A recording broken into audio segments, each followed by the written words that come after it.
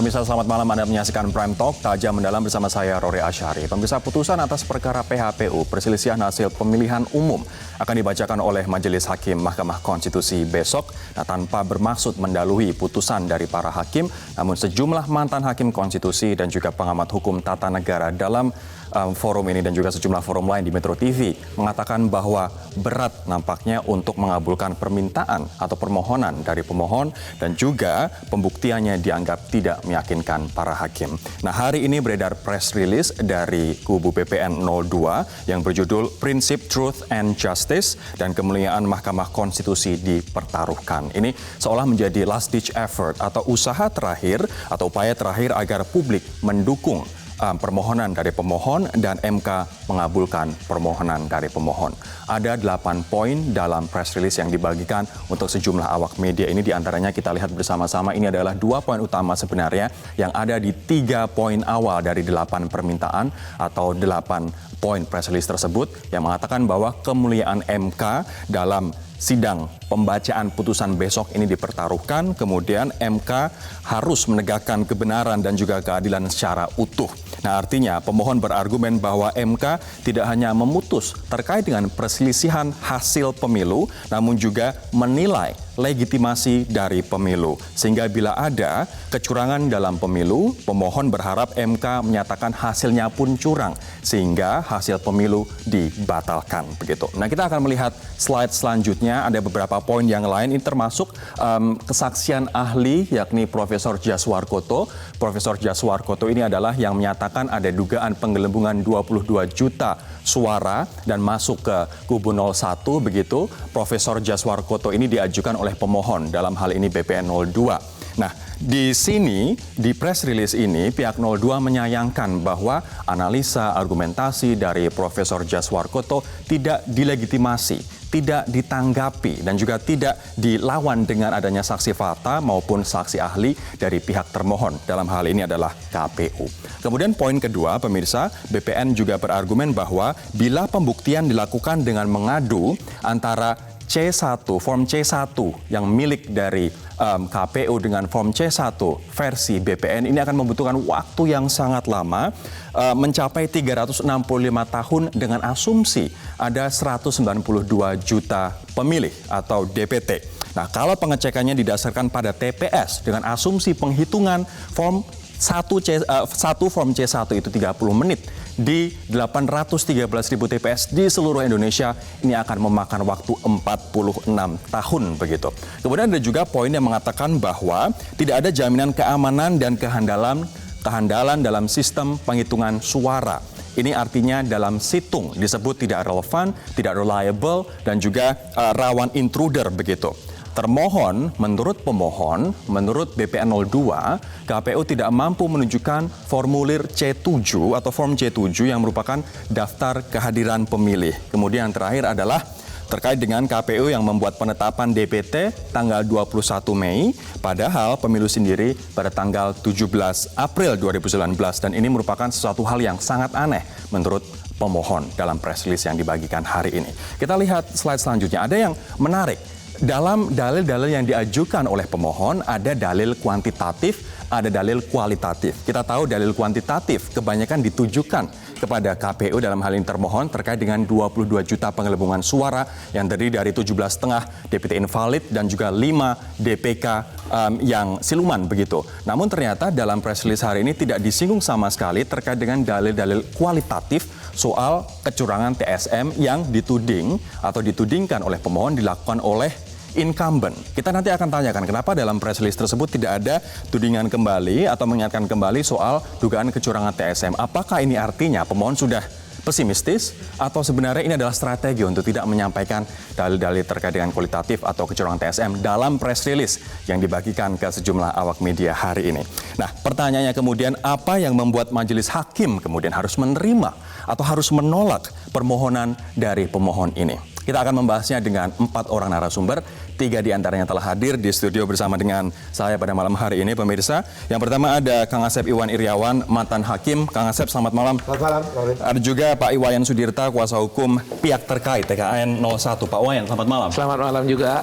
Ada juga Bang Hindarsa Marantoko, tim kuasa hukum BPN. 02, Bang Hendarsam, selamat malam. Malam, Rory. Nanti juga kita akan bergabung bersama kami pemirsa nantinya Firian Aziz, Komisioner KPU yang saat ini masih di jalan biasa, masih macet begitu. Saya akan sebelum saya ke Bang Hendarsam, saya ingin menyampaikan terlebih dahulu kepada pemirsa terkait dengan kesaksian ahli Profesor Koto terkait dengan dugaan penggelembungan 22 juta suara. Kita saksikan bersama-sama.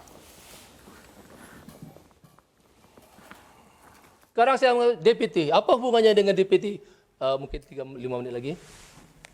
Dari analisa kami menggunakan DPT, kami menemukan 22 juta 34.000 suara siluman. Okey. Sekarang kami ingin buktikan, kami ambil Papua, ada. Okey, contoh dia. Itu namanya Aryan Filafok yang ada di Papua.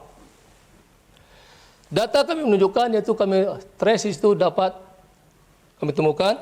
Apa yang kami buat, kami kembalikan data ini kepada data induk. Apa itu data induk? Data yang berada di KPU itu sendiri untuk memvalidasi data tersebut. Ini, kami masukkan data tersebut, yang kami dapat tersebut ke Lindungi Hak Pemilu, hak anda, ke data KPU. Dah kami temukan di sana, memang betul dia terregister di sana. Apa yang berlaku di sini orangnya adalah lahir 2009. Jadi dia berumur 10 tahun. Jadi istilahnya kategori di bawah umur. Berarti temuan tersebut mengatakan bahwa dia sah ataupun terdaftar di KPU pemilih sebagai pemilih. Saya ingin memberikan konteks terlebih dahulu kepada Anda pemirsa bahwa dari analisa Profesor Koto ada suara siluman 22 juta itulah kemudian BP02 atau tim pemohon berargumen bahwa seharusnya suara Jokowi dikurangi 22 juta. Namun kita sama-sama masih ingat bahwa klaim kemenangan dari Prabowo terus saja berubah. Awalnya mengatakan menang 62%, kemudian 58, 54, terakhir 52%. Nah, mana yang benar? Nah, pertanyaan ini pun juga disampaikan oleh Yusril Iza Mahendra yang merupakan ketua tim kuasa hukum dari pihak terkait yang mencecar Profesor Koto. Kita saksikan bersama-sama. Ingat dampak dari tulisan saudara ini, ahli itu begitu besarnya dan begitu yakinnya para kuasa hukum Pak Prabowo Sandi, bahkan mungkin Pak Prabowo Pak Sandi pun ini dijadikan petitum. Tapi ternyata malam ini Bapak pun tidak yakin dengan hasil ini. Pagi ini ada perubahan-perubahan. Lalu apakah Bapak juga bisa akan menyarankan kepada pemohon untuk merubah setelah malam diskusi pada pagi hari ini? Tidak. Tidak. Tidak. Saya bukan stick ya. Saya tetap kepada yang 22 juta. Bukan. Itu kan ya kemenangan dari Pak Jokowi Ma'ruf dikurangi 22 juta. Ya. Itu. Ya, betul. Hasilnya seperti dan saya tidak akan merubah komitmen saya mengatakan yang 27 juta, yang 27 tidak. Itu adalah hasil kajian terakhir saja. Itu saja. Tidak, saya tidak akan merubah. Nanti saya akan konfirmasi terkait dengan jawaban KPU atas klaim penggelembungan suara 22 juta itu. Namun saya akan ke Bang Hendarsam terlebih dahulu. Ini sebenarnya sudah dijawab oleh KPU dalam beberapa kesempatan. Walaupun KPU tidak menghadirkan saksi fakta ataupun saksi ahli untuk menjawab klaim itu, namun KPU sudah menjelaskan ketika saksi Anda berbicara, Agus Maksum ataupun Idam begitu, Bang Hendarsam. Tapi ini tetap saja dipermasalahkan. Kenapa sih masih saja dipermasalahkan soal dugaan penggelembungan suara 22 juta ini? Bukan termasuk dalam press release hari ini yang disebar ke media-media. Bukan dipermasalahkan, itu dalil daripada permohonan kita.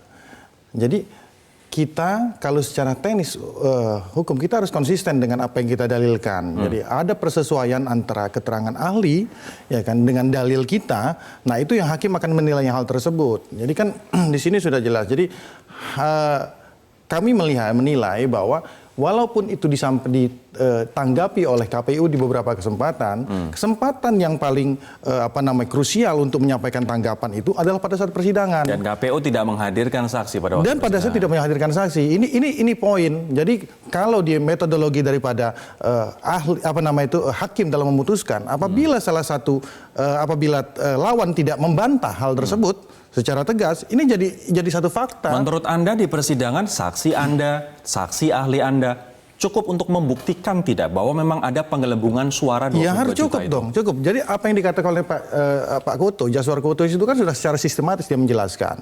Dan satu yang menjadi catatan lagi bahwa pihak terkait dan pihak pemohon ini yang dikulitin bukan masalah substansinya.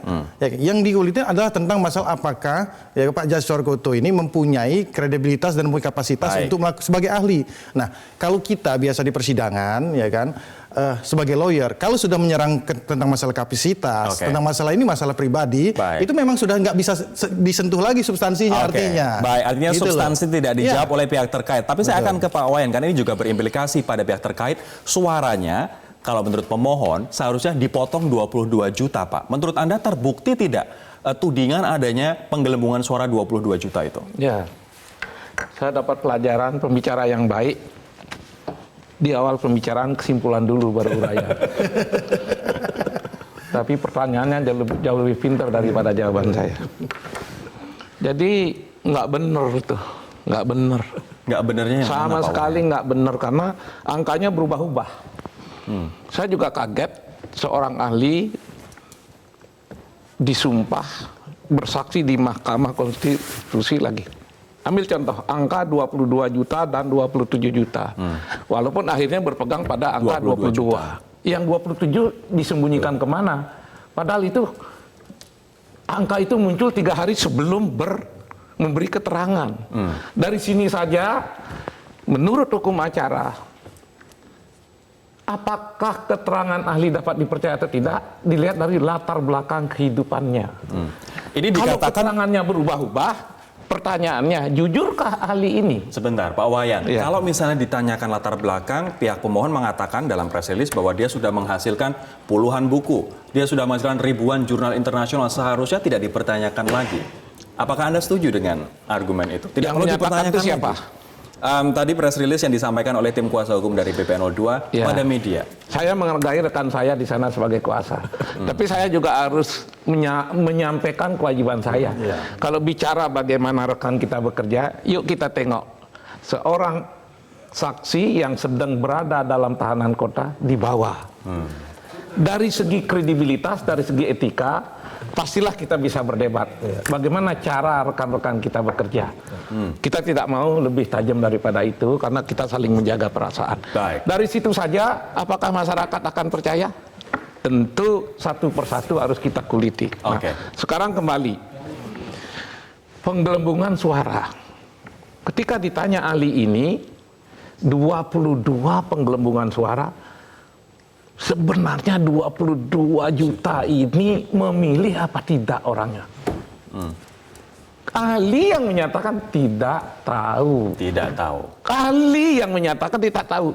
Coba buka rekaman. Sebentar, Pak Wayan. Kalau tidak tahu, di mana keuntungannya Jokowi? Bang Indra Sam, silakan ditanggapi. Yang awalnya adalah menurut Pak Wayan, ini 22 atau 27. Ahli yang Anda ajukan saja berubah-ubah, Bang Indra Sam. Itu kan dinamika di persidangan. Artinya kadang-kadang apa yang disampaikan oleh ahli atau saksi pada persidangan, para pihak yang mendengar itu kadang-kadang salah tangkap juga. Tapi yang pasti salah tangkap ini disiarkan di betul. Dan tapi yang pasti gini, pasti 22, itu makanya saya bilang note, ini adalah dinamika persidangan. Contoh juga saksi-saksi dari pihak terkait dijelaskan ada dua statement yang berbeda, mana penegasannya. Hakim konstitusi sering menanyakan masalah itu. Begitu juga ini. Finalnya adalah dia sudah sampaikan dia berpegang kepada 22,5 juta. Pak Wayan setuju dikatakan ini dinamika persidangan? Tidak, karena ini fakta, angka-angka. Tapi sayangnya fakta ini disodorkan kedua-duanya. Jauh lebih penting lagi, coba periksa. Betul nggak permohonan pemohon mengutip angka-angka yang disampaikan ahli? Sebagai orang yang ikut belajar hukum acara pidana, ikut juga merumuskan, membawa ke DPR. Saya agak bingung gitu. Bagaimana seorang pemohon mendapat angka dari seorang ahli yang akan dia ajukan? Mungkin Bang Hendarsa bisa Berarti membantu. ahli ini Oke. sudah berhubungan jauh sebelum persidangan. Pak Wayan, mungkin Bang Hendarsa bisa membuat Anda tidak bingung. Silakan, Bang Hendarsa. Itu kan dugaan ya, dugaan. Nah, angkanya itu diambil dari angka ahli. Itu dugaan. Jadi makanya Muncul di permohonan. Pak Wayan, nanti Ya. ini maksud saya. Itu malah membuktikan bahwa argumentasi kita dalam permohonan itu sangat presisi dengan apa yang dikatakan oleh ahli dan keterangan saksi kita yang lain. Artinya diakui ahli ini sudah berhubungan Loh, dengan bukan berhubungan. pemohon sebelumnya. Nah, ya kan kewajiban daripada pemohon tuh adalah membuktikan dalil-dalilnya. Ketika dalilnya itu presisi sama sesuai dengan apa yang dikatakan oleh ahli, malah dicurigain gitu loh. Nanti kalau nggak sama, ada lagi masalahnya. menurut Ketika Anda ini sama, Ini sangat penting. Kembali, Menurut Anda ini saya presisi? serius belajar hukum acara. Oke. Dapatkah seorang ahli hanya karena keterangannya sudah punya kepentingan tertentu lalu didengar? Tidak. Karena ahli yang memberikan keterangan membuat masalah supaya terang, bukan membela salah satu. Itu fungsi ahli yang saya tahu sejak saya belajar di umur 30 tahun. kalau Prof. Edi gimana? Baik. Prof. Edi. Ahli adalah membuat perkara menjadi terang. Itu. Tapi kalau Prof. Edi tidak pernah berhubungan sebelum beberapa hari sebelumnya. 1 hari sebelum berhubungan baru Prof. Edi dipertemukan dengan kita. Bukan ketika kita merancang-rancang jawaban. Baik, Kang Asep, silakan perspektif. Gini, jadi kita terlalu ahli, berarti kita suka Pak Wayan udah ngomong. Jadi salah satu alasan diajukan itu didukung alat bukti. Salah satu alat bukti itu pasal 36 adalah keterangan ahli. Nah, terus ahli itu menjernihkan untuk terangnya perkara. Bukan dijadikan dasar. Ini ada itu untuk membuktikan salah satu dengan ahli. Nah, biar terang, karena memang di luar hakim tahu soal hukum, tapi kalau di luar hukum dia nggak tahu, maka menggunakanlah ahli. Makanya ahli itu bukan ahli, bukan di bidangnya. Nah, sekarang salah satunya ahli dari IT. Ya, sekarang jadi masalah satu, ya itu. Kedua, catatan saya, kan yang dipersoalan itu gini, ada permohonan yang 24 Mei, 10 Juni. Nah, justru saya akan berharap besok pertimbangan hakim itu keluar. Apakah akan pertimbangan salah satu, dua-duanya? Karena dua petitum yang berbeda. Anggaplah, sudahlah kita masuklah. Tapi sebentar, Kang, terkait dengan 22 juta pengebohan suara itu, dengan Anda posisi mantan hakim, Anda tuh teryakinkan Gini, tidak, Kang? kalau petitum itu, kalau nggak salah dua-duanya kan, ini kan Undang-Undang 45, Undang-Undang Konstitusi, perselisihan hasil. Kalau bicara perselisihan hasil, bicara angka. Nah, kalau angkanya nggak jelas dalam hukum acara itu kabur namanya. Jadi hati-hati. 20, 22, 27 harus jelas. Kenapa lahir di petitum 22, 20, 27? Karena di fundamentum petendi di posita harus ada alasannya. Artinya ini bukan karena dinamika persidangan. Nah, kalau itu terserah. Maka hakim menilai fakta persidangan. Soal dinamika dulunya nggak ada masalah. Hakim akan menilai. Katakanlah sekarang di permohonan 22, 27, hakim akan menilai. Apakah didukung oleh alat bukti? Di antaranya terangnya oleh ahli tadi. Kalau bukan nggak terang, malah kumuh, malah rumit. Ya, hakim tidak akan mempertimbangkan. Kalau misalnya nanti hakim kemudian berpendapat lain begitu, ternyata ada bukti untuk 22 juta pengebohan suara itu. Nah, bagaimana untuk membuktikan 22 juta itu suara itu mengalir ke 01? Kita nanti akan jawab setelah ini. Apa yang bukti yang dipunya oleh pihak 02 kita akan bahas sesaat lagi. Sudah bergabung bersama kami Mas Firian Aziz, Komisioner KPU. Mas Firian, selamat malam. Tadi kita sudah membahas soal 22 dugaan penggelembungan suara, 22 juta. Ini sudah berkali-kali diterangkan oleh KPU. Namun tadi yang dipermasalahkan kenapa di persidangan tidak ada saksi fakta, tidak ada saksi ahli untuk mengcounter itu. Nah, saya ingin Anda sekarang menjelaskan kembali, sebenarnya 22 juta itu, kalau menurut KPU, ujung pangkalnya seperti apa, Mas? Baik, terima kasih, Mas. Sebelum saya menjawab itu, saya ingin menghimbau kepada masyarakat Indonesia, sebaiknya, khususnya kepada pendukung militan, baik TKN 01 maupun BP 02 ataupun masyarakat yang ingin benar-benar tahu ini sebenarnya bagaimana nanti putusannya. Sebaiknya menonton sejak awal sampai akhir karena biasanya pembacaan putusan MK itu cukup panjang, bisa beberapa jam. Jangan sampai kita nanti mendapatkan informasi setengah-setengah. Sebagaimana kita ketahui selama sidang, tentang waktu sidang itu kan dipotong-potong sesuai dengan kebutuhan masing-masing, dan itu ya kita silahkan kepada masyarakat menilai. Kembali kepada persoalan yang disampaikan oleh Bapak Jaswarkoto, itu juga sebenarnya menjadi bagian itu. Kalau kita menonton rekaman dari persidangan di MK, itu sudah jelas. Kami berupaya sebaik mungkin menghormati kedua belah pihak, baik pemohon BPN 02 maupun pihak terkait TKN 01. Yeah. Cara dari kuasa hukum kami bertanya ke Pak Jaswarkoto adalah di ujungnya setelah diuraikan bagaimana proses penyusunan daftar pemilih, apakah 22 juta ini DPT siluman kemudian dikurangi dengan suara sah dari pasangan calon 01. Ketika dijawab iya, itu sudah selesai.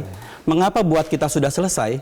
Karena tidak mungkin, pertama, ini mohon maaf ya, tidak mungkin dari formulir model C1 dengan digital forensik sekalipun bisa mendapatkan angka pemilih siluman. Pemilih siluman ini kan istilah yang digunakan pada pemilu Orde Baru, mengacu kepada orang yang tidak ada. Nah, bagaimana mungkin dari formulir C1 yang tidak ada by name by address, hanya jumlah pemilih per TPS, DPT, DPTB, DPK, dan pengguna hak pilih, itu kemudian bisa diketahui ini loh pemilih siluman. Itu logika yang pertama. Yang kedua, kemudian tidak dijelaskan, sepengetahuan kami, nanti kalau keliru bisa dikonfirmasi, tidak dijelaskan berapa banyak soft file C1 dari situng yang kemudian dilakukan proses digital forensik. Kan hanya disebutkan contohnya, tapi tidak ada jumlahnya. Dari 800.000 lebih TPS itu berapa? Tidak ada. Tapi berikutnya, sebentar Mas Firyan, sebelum kita lebih jauh, yang menjadi pertanyaan publik kemudian, perhitungan suara kita tahu bahwa secara manual dan juga secara berjenjang. Cross check antara dua saksi sampai dengan naik ke tingkat kecamatan, ke kabupaten, kemudian provinsi, dan kemudian nasional. Adakah celah untuk memasukkan 22 juta gelondongan suara siluman itu? Kalau misalnya semuanya berjenjang dan semua mata melihat proses rekapitulasi itu. Ya, saya izin selesaikan dulu. Nah, kemudian didapatlah angka 22 juta. Kami sampai berkali-kali berkonfirmasi dan meminta kepada kuasa hukum untuk benar-benar mengecek alat bukti dari pihak pemohon. Ada tidak dari 22 juta itu yang disebut tersebar di 34 provinsi, sebarannya di kabupaten kota, kecamatan, desa kelurahan, sampai dengan TPS. Berapa total TPS-nya? Itu tidak ada. Hanya ada rekap per provinsi. Lantas kemudian dari situ kemudian disimpulkan bahwa 22 juta DPT siluman ini harus mengurangi suara paslon 01. Menurut Anda dari mana kesimpulannya itu? Ya tidak logik bagi kami. Untuk itu dengan pernyataan dari tim kuasa hukum kami, itu pernyataan yang coba untuk sesantun mungkin disampaikan. Kalau tadi kan saya coba lugas ya, karena memang ini berkali-kali ditanya. Mau nggak mau kita lugas, tidak mungkin. Nah, lantas pertanyaan selanjutnya, apakah mungkin dari situng itu kemudian dikondisikan kepada perhitungan manual? Nah, inilah juga dua hal. Yang pertama. Kita akan stop di situ terlebih dahulu, Mas. Kita sudah menyerap lumayan banyak. Tidak masuk akal menurut KPU apa yang disampaikan 22 juta Profesor Jaswarkoto. Mohon tahan dulu, Bang Hendra. Kita harus jeda terlebih dahulu. Kami akan segera kembali sesaat lagi.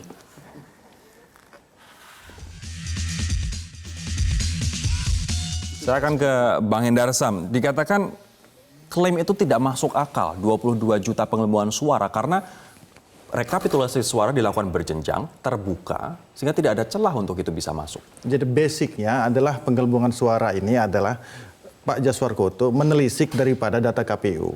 Itu dulu. Saya ambil contoh gini, indikasinya. Ini dalam permohonan kita ya. Itu DPK itu meningkat. Contoh ya, ini dilihat. Dari 5,7 juta, itu hanya berjarak 9 hari loh.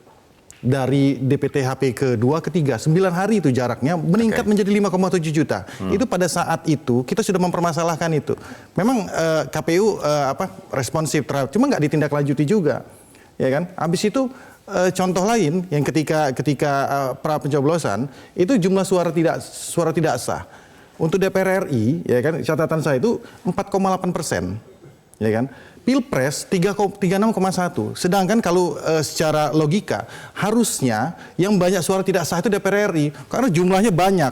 Banyak sekali kolom yang harus coblos. Nah, ini kan salah satu indikasi. Makanya saya bilang bahwa metodologi pembuktian itu seperti kepingan puzzle. Jadi ini untuk atapnya kita bisa buktikan di situ, nanti akan kita tarik dengan kepingan puzzle yang lain. Pak Wayan setuju? Saya menggarisbawahi indikasi. Sekali lagi karena saya banyak belajar hukum acara, indikasi bukanlah dalil yang layak digunakan dalam beracara. Fakta dan bukti sidangan. Indikasi tidak bisa dijadikan indikasi tidak, untuk menarik kemungkinan, kesimpulan. dugaan tidak bisa. Itu satu. Kedua, saya bukannya ingin membela KPU. Kalau tadi disinggung bahwa beberapa masalah suara sudah diprotes ada tidak lanjut, saya rasa kita semua tahu. Kalau sebelum ke MK ada masalah, KPU bermasalah, adukan aja ke DKPP. Dari awal-awal begitu. Iya. Saya akan ke Pak Firan dulu. Pak Wayan. Satu lagi. Terakhir ketika tanggal 21 KPU mengumumkan, 02 hanya protes, tapi tidak menunjuk mana angka yang keliru. Lalu kapan sebenarnya 01 punya angka yang berbeda dengan KPU? Ini sampai hari ini dah jadi tanda tanya masyarakat. Ya, 02. Bagaimana mereka mendapatkan selisih itu? Kapan? Gitu. Soal DPK yang meningkat drastis dalam hanya beberapa hari, Mas Firian, apa penjelasan KPU? DPK itu memang hanya bisa didata dengan baik pada saat hari H pemungutan suara. DPK atau daftar pemilih khusus adalah pemilih yang tidak masuk di dalam DPT, tidak ada dalam DPT, tapi punya KTP elektronik atau suket. Menggunakan hak pilihnya pada hari pemungutan suara. Maka baru bisa diketahui secara persis pada tanggal 17 April. Dan itu di Pilkada sudah ada, di pemilu sebelumnya juga sudah ada. Dan jadi sebelumnya tidak dipermasalahkan? Tidak ada masalah.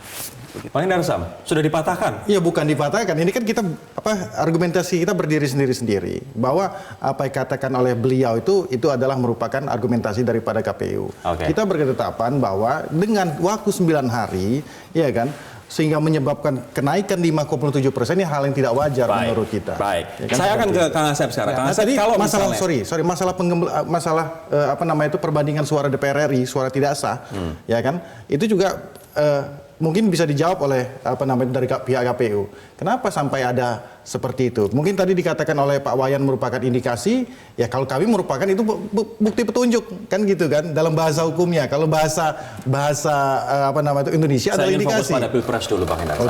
Oke. Coba Kang Asep, kalau misalnya melihat bukti, kemudian argumen yang disampaikan oleh Pak Indarsam, disampaikan oleh Pak Wayan, akankah hakim kemudian punya alasan kuat untuk mengabulkan poin ini, dalil ini dari pemohon? Sederhana. Ya, kalau ada fakta persidangan, versinya ini disanggah oleh ini, disanggah oleh itu. Itu menjadi fakta persidangan soal angka itu. Nah, ketika bicara angka 20, 22, 27, buktinya apa?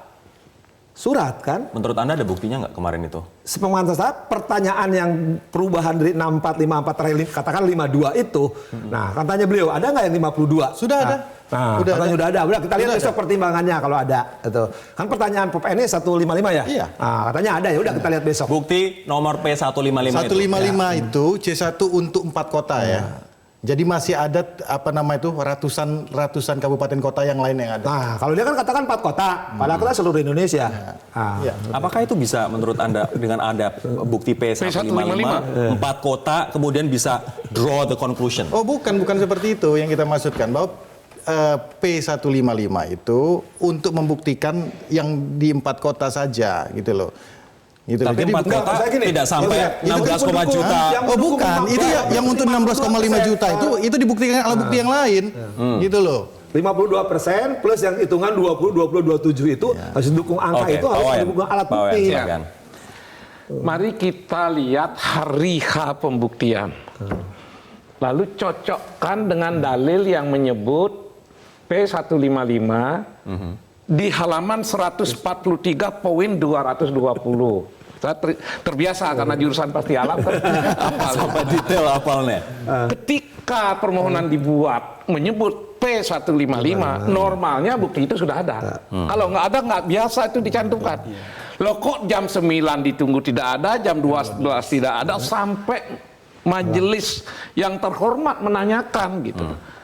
Jam 12 nggak ada. Lalu gimana kami mengatakan bahwa P155 itu ada? pastilah pada waktu itu rekaman dan berita acara ditulis dengan baik. Artinya Bahwa bukti ini majelis sebenarnya hakim nggak ada. mempertanyakan ini sampai batas terakhir tidak ada. Pak Endasam ini katanya tidak ada loh. Kan gitu. Kita semua juga menyaksikan persidangan ini itu. ada yang salah paham ini di sini. P155 itu, ya kan? Itu kan ada masuk dalam dalil untuk membuktikan 4 kota. Ya kan, itu satu. Nah, ini ketika ditanyakan dalam persidangan oleh majelis hakim, apakah bukti ini ada? Ya kan, karena di sini tertulis dalam dalil kali gitu kan, dikatakan waktu membuat dalil bukti P155 enggak, udah ini ada kan, belum ya? nah itu kan dikatakan oleh Mas BW kan terselip. Yang masalah pokoknya kan apakah dengan bukti P155 ini seolah-olah ya di framing oleh pihak terkait, ketika tidak ada bukti P155 maka seluruh argumentasi kita mengenai 17,5 juta ini terpatahkan, kan kayak gitu juga. Baik, masing-masing memiliki pendapat, tapi kita besok akan lihat soal dalil ini adanya Tapi penggelembungan kalau suara 22 juta ini. kontainer ditarik dari 30, Baik. apakah itu masih memperkuat P155? Besok kira-kira? kita lihat putusannya seperti apa, karena hakim juga yang tahu soal P155 itu. Dan kita nanti akan sedikit bergeser ke situng. Karena situng ini dipermasalahkan. Menurut Pak Hendarsam, Pak Koto atau Profesor Koto tidak mendasarkan pada situng tapi data KPU. Sementara dari pihak terkait meyakini bahwa Profesor Koto menggunakan situng sebagai dasar untuk mengklaim 22 juta penggelembungan suara. Mana yang benar dan seperti apa argumentasi dari dua pihak? Kita akan membahasnya sesaat lagi. Bang Firen, saya ingin meminta penegasan kembali soal situng. Mas Arief Budiman dalam persidangan, kemudian Pak Ali Nurdin, kuasa hukum Anda, mengatakan bahwa situng tidak ada hubungannya dengan penetapan hasil pemilu. Karena penetapan hasil pemilu dilakukan secara manual dan berjenjang. Bisa yakinkan kami bahwa situng, apapun yang terjadi tidak berpengaruh pada? Memang tidak. Contoh sederhananya, misalnya penghitungan. Kita pakai contoh lain. Dalam proses pencatatan keuangan sebuah perusahaan misalnya. Ada sekian transaksi, satu sumber dibuat 3 rangkap. Misalnya begitu ya. Ini rangkap pertama. Ini rangkap kedua. Katakanlah 2 rangkap. Yang rangkap pertama ini hanya untuk pihak X. Sementara yang ini yang kemudian dijadikan sebagai penilaian. Yang ini kemudian termanipulasi. Katakanlah begitu terjadi. Apakah akan ada pengaruhnya dengan proses yang di sini? Itu bahasa sederhana dari situng. Nah, sekarang kita ambil masuk eksplisit ke situng. Situng ketika dibuat C1 di TPS itu untuk 3 kelompok. Pertama, untuk jajaran penyelenggara pemilu, ada yang kemudian untuk PPK, PPS, hitung manual, dan untuk KPU Kabupaten Kota, untuk di-scan dan di-entry. Yang kedua, untuk pengawas pemilu. Yang ketiga, untuk peserta pemilu. Oke. Jadi sebenarnya, transparan. Iya, sebenarnya semua pihak itu dapat. Kalau benar-benar di jajaran paling bawah, infrastrukturnya ada. Nah, lantas situng ini kemudian satu item dari TPS ke kecamatan langsung dibawa ke KPU Kabupaten Kota. Di-scan dan di-entry. Sebagai catatan adalah yang men-scan dan yang meng-entry-nya itu KPU Kabupaten Kota. Kan tudingannya kepada KPU. Kita tidak pernah menyalahkan KPU Kabupaten Kota karena itu satu kesatuan. Tapi yang meng-entry di Kabupaten Kota. Nah, kemudian Dan yang meng-entry sesuai dengan C1 yang dengan dia terima. apa adanya, dan itu tidak boleh dirubah, tidak boleh dikasih tanda apapun. Baik. Itu sanksinya berat. Baik. Yang kedua, ini proses manual. Jadi di tanggal 18 ini sudah masuk terus berjalan di entry. Nah, ini masih di kecamatan direkap misalnya. Oh, ternyata kan kemarin jadi fakta persidangan dari saksi ahli kami menyampaikan memang ada form C1 yang keliru menulis. Bukan manipulasi ya, keliru menulis. Nah, ketika rekap di kecamatan itu dikoreksi. Kemudian misalnya sampai dengan perolehan suaranya berubah. Di kecamatan Artinya dikoreksi. tidak dimanipulasi, tapi memang ada kesalahan tulis karena C1-nya salah. Begitu. Beda, bukan seperti itu, Mas. Jadi di sini proses koreksi terus berjalan. Oke. Nah, sementara yang situng ini kemudian kita masuk kepada pendekatan Pak Jaswar Koto yang saya lihat, yang saya dengarkan secara langsung. Beliau menyampaikan mengambil untuk kemudian mendapatkan hasil 22 juta dan kesimpulan lain terkait dengan masalah situng dari soft file yang ada di situng. Oke. Poinnya itu ya, dari sini, bukan dari sini. Oke. Oke. Nah, ketika dari sini ini di-download, diambil, kemudian dilakukan digital forensik bahasanya. Dari situng ini. Dari situng. Soft file C1. Nah, kemudian di situ yang bersangkutan mengatakan ini yang teredit dan yang ini yang tidak teredit. Karena tidak cukup waktu ya, kita hanya mendengarkan saja, kita ingin mendapatkan logikanya. Kemudian dari hasil editan ini dapatlah angka 22 juta itu DPT siluman. Sebagai catatan bukan angka suara. Oke. Tapi angka DPT. Kemudian dari 22 juta, angka DPT siluman yang dari C1 Situng, ini kemudian 22 juta pemilih siluman ini harus dikurangi kepada pemilih 01. Disitulah kami semua, kita semua, penyelenggara pemilu maupun penyelenggara pemilu, nggak mungkin. Baik. Lain hal kalau seandainya beliau menyimpulkan dari C1 ini analisisnya didapatkan suara yang tidak sesuai. Misalnya ya, nah itu kan relatif Tanpa harus bisa. mengarahkan ini lari kalau ini kan kemana. langsung DPT siluman. Nah, Pak Wayan, kalau ada DPT tanggapan siluman, ini DPT-nya kemana? Pak Wayan, Ya, silahkan. jelas dari manual. Masyarakat sangat perlu diyakinkan bahwa 17,5 juta itu sudahkah diverifikasi?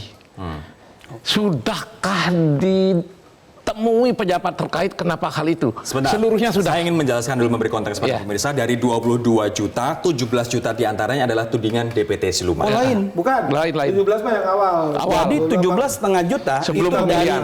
3 tanggal kelahiran, 22 juta berdasarkan hasil analisis Pak Jaswar Koto. Ya. Kalau kita jumlah 39,5 juta. Oke. Kalau kita mau dengan pendekatan sederhana buat masyarakat, DPT Pilpres 2009 itu 176 juta. Kalau DPT dikurangi. Pilpres 2014 190 juta. DPT Pilpres 2019 192 juta. Ya. Kalau 17,5 juta saja kita kurangi, lebih rendah dari DPT Pilpres 2009. 9. Mungkin atau Mas, tidak? kalau 17,5 juta yang ditanyakan Pak Wayan, sudahkah diverifikasi? Karena dikatakan itu invalid. Oke. Ada dua kelompok secara singkat, ada dua hal yang perlu diketahui masyarakat. Bahwa data 17,5 juta ini bukanlah data yang berasal dari proses yang sudah kami jalani. Dari tanggal 15 Desember 2017 sampai dengan 15 Desember 2018, selama setahun, KPU sudah melakukan penyusunan dan pemutakhiran data pemilih. Sejak tanggal 3 September sampai dengan tanggal 14 Desember 2018, itu dinamikanya tinggi sekali. Oke. Mulai dari tudingan 25 juta DPT ganda yang ternyata kita jelaskan 3,8 juta, kemudian berkurang lagi. Ini tentang DPT ganda ya. Muara akhirnya adalah tanggal 19 Februari 2019, DPP Partai Gerindra menyelesaikan analisis sendiri. Di kantor kita siapkan satu komputer, datanya tidak ada yang kasih bintang, dibuka semua. Dapat angka potensi ganda 775.000. Makanya ketika kemarin ada saksi Pak Idam yang menyebutkan angka dapat dari DPP Partai Gerindra, kami menyampaikan itu. Nah, kemudian kedua, dengan demikian ini sebenarnya sudah clear di tanggal 15 Desember. Seluruh proses rekapitulasi dari kabupaten kota, provinsi nasional, tidak ada satupun peserta pemilu yang menolak. Oke. Ini catatan penting. Baik. Clear ya? Ketika 15 Desember sudah selesai, tiba-tiba muncul di 1 Maret, datang, diserahkan data 17,5 juta. Nah, 17,5 juta ini di 1 Maret. Dalam tahapan pemilu itu sudah dekat dengan logistik, BIMTEK, dan seterusnya. Tapi kami terus melayani. KPU tidak pernah dalam daftar Kita pemilu lanjutkan menolak lagi Mas sekalipun. Fir. Setelah jeda berikut ini kami akan membahas soal 17,5 juta itu. Kami akan kembali sesaat lagi. Ini artinya 17,5 juta yang tadi dimaksud. Oke, terakhir kita masih punya 2 menit teman-teman. Saya akan ke Bang Indra Sam terlebih dahulu. Dari penjelasan Bang Firian, dari argumentasi dari Kang Asep dan juga Pak Wayan, masihkah Anda optimistis bahwa besok Majelis Hakim mengabulkan permohonan? Ya pasti dong, harus. Dengan kita telah mengambil langkah untuk upaya hukum ke Mahkamah Konstitusi, itu tentunya dilandasi dengan rasa optimis. Kalau tidak, ngapain kita harus tempur lagi di Mahkamah Konstitusi? Nah, saya kayak menanggapi aja ini sebagai statement closing juga. Itu sebenarnya dari KPU juga inkonsisten apabila mengatakan bahwa situng itu hanya merupakan variabel pelengkap saja, kurang lebih seperti itu kan bahasa gampangnya kan. Yang ternyata pada saat fase pembuktian daripada KPU justru concern KPU dengan menghadirkan ahli terkait masalah situng. Ini kan secara tidak langsung mengakui bahwa situng itu merupakan hal yang concern untuk dibuktikan oleh KPU, ya kan? Itu satu kan. Singkat saja Mas, kita harus berbagi waktu. Cukup, ya kan? Ya. Saya ke Pak Wayan sekarang. Saya ingin menyimpulkan Oh, satu lagi mungkin satu Majelis lagi. Hakim tidak akan mempertimbangkan pendapat pengacara, pendapat masyarakat. Yang dipertimbangkan alat bukti dan fakta. Kedua, dasar hukum. Hanya itu. Nah, sekarang pihak pemohon tidak akan digugat tidak oleh bisa hakim. membuktikan masalah suara dengan surat-surat karena seperti tadi. Tidak bisa membuktikan dengan keterangan pihak-pihak. Tidak bisa membuktikan dengan saksi dan ahli. Oleh karena itu, dalil-dalil itu fatal. Satu yang paling menarik contohnya, Pak Wen, bagaimana singkat bisa saja. mempersoalkan angka-angka. Saya punya pengalaman, 13 dikatakan 3 malam-malam langsung diverifikasi oleh KPU. Oke. 16 suara yang hilang, ada foto langsung clear. Artinya mencuri 63 suara itu tidak ketemu mudah, semua. Pak. Tidak mudah memanipulasi karena ada saksi lawan, Baik. ada saksi lain, Bang Firian. berbagai partai punya Oke. saksi. Hampir mustahil memanipulasi data-data. Terakhir dan dari suara. KPU, apakah KPU akan tetap optimistis bahwa permohonan pemohon ditolak dan posisi KPU benar atau seperti apa? Oke, menanggapi sedikit tentang 17,5 juta, poin pentingnya adalah tidak benar bahwa KPU tidak menindaklanjuti sesuai dengan permohonan atau pokok dari permohonan pihak pemohon. Singkat Itu sudah saja, selesai. Pak Firian. Tanggal 14 April, Pak Hasim Joyo Hadikusumo mewakili BPN 02, Pak Arya Bima melalui TKN 01, kami serahkan dokumennya dan lengkap Oke, di situ. baik. Yang kedua, masyarakat dan para pihak sekalian yang kita hormati, pemilu sekarang ini serentak. Berbeda apabila pilpresnya seperti 2004, 2009, 2014 yang tunggal tidak serentak. Baik. Sekarang Oke. semua pihak tuh menyaksikan. Nah, terakhir KPU pada posisi siap menjalankan apapun putusan dari mahkamah. Waktu kita sudah habis, teman-teman. Kang Asep, mohon maaf tidak diberi kesimpulan, tapi besok seharian bersama dengan Metro TV, Kang Asep. Namun yang jelas kita saksikan besok akan seperti apa pertimbangan dari majelis hakim. Apakah kemudian akan menerima permohonan dari pemohon atau bersikukuh atau stick to apa yang disampaikan oleh pihak terkait dan juga pihak termohon. Terima kasih. Pemilu kita Terima kasih teman-teman. Demikianlah perbincangan kami di Prime Talk. Saya Rode Asyari undur diri. Sampai jumpa.